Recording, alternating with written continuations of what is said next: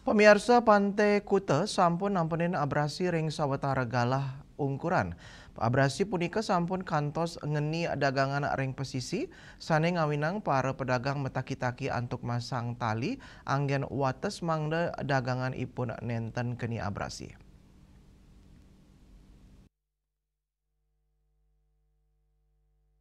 Sawetara dagangan saking para pedagang selantang Pantai Kuta taler keniusanan abrasi, sawetara pedagang ajengan, inuman, miwa souvenir maut sae antuk ngempal bias, mangdane sida genahang meja miwa kursi, nanging pengupaya inucap nenten suwe keanggen, mawinan ritat kalau ombak ageng mejanten ngeniang wewidangan inucap.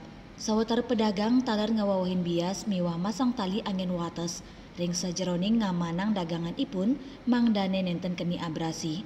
Silih tunggil pedagang saking Banyuwangi, Edi Yunus merasa osa ring kawintenan inucap dan ninureksain yening abrasi nenten digelis ketampenin kejejahang si desayan rusak tur margene ambles.